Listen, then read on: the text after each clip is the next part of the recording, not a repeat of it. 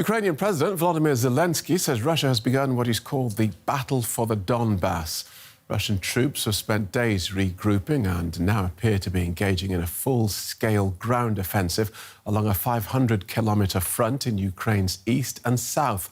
After suffering setbacks around Kyiv, the Kremlin declared its main goal to be the capture of the Donbas region in the east of Ukraine.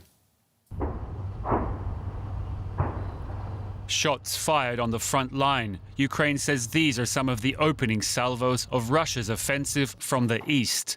In footage released by the Ukrainian Defense Ministry, troops say they are ready to defend the Donbas.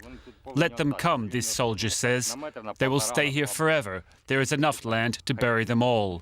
Ukraine's president said this was the start of a new phase in the war.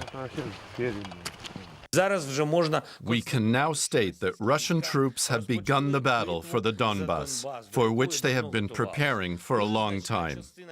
A significant part of the entire Russian army is now concentrated on this offensive. No matter how many Russian troops are driven there, we will fight. We will defend ourselves, and we will do it every day. We won't give up anything Ukrainian.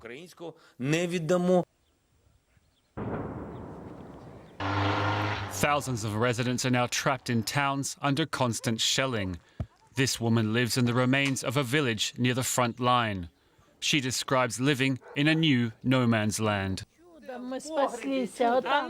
We don't even know where the shelling comes from. We wait for it from there, thinking that the Ukrainian army will protect us, but then it comes from there. There's shelling from all directions.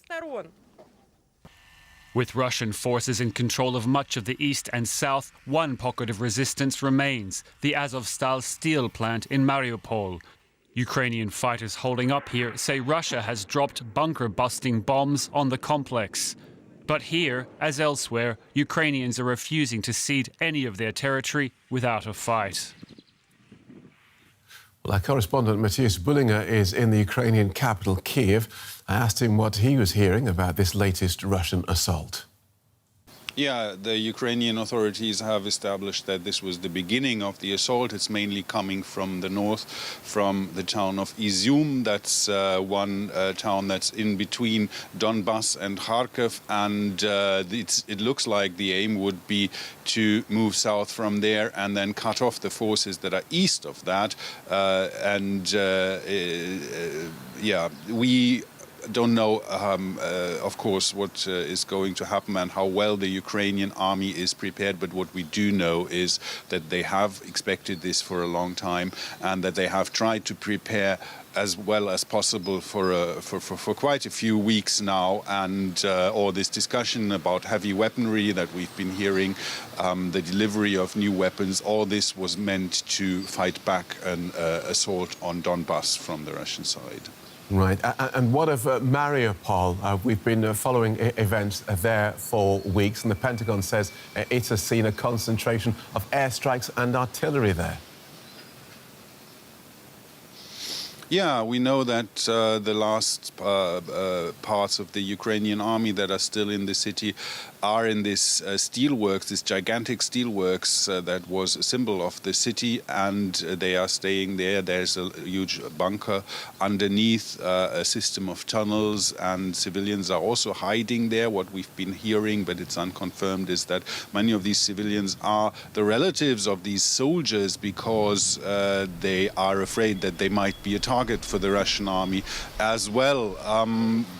It seems that the army is still there in this very small part of town, and it's heavily bombed. We've seen pictures, but for the moment it's as it has been, a war of attrition, a very cruel war of attrition in Mariupol. Right. And how likely is it that Ukrainian forces will be able to defend Mariupol and keep the Russians out? Well, the only way to do that would be another offensive coming from another side and thus opening a corridor, breaking the blockade of the city. We haven't seen any offensive in that direction. We haven't seen any preparations for that. So it seems that the Ukrainian army is not able to do that at the moment. And civilians, of course, caught up in all this. How are they dealing with this increase in hostilities?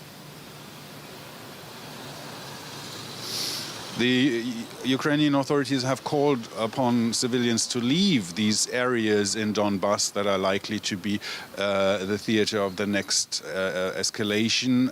We have also seen that there were trains to bring out people. We don't know how many civilians are left there, but from what we've seen in the war before, what we've seen in Mariupol and north of Kiev, is that this is a war that spares no one, and that it can be extremely cruel on civilians as well. So most people would probably be well advised to follow this advice by the government. OK, thank you for that, Matthias Bullinger in Kyiv.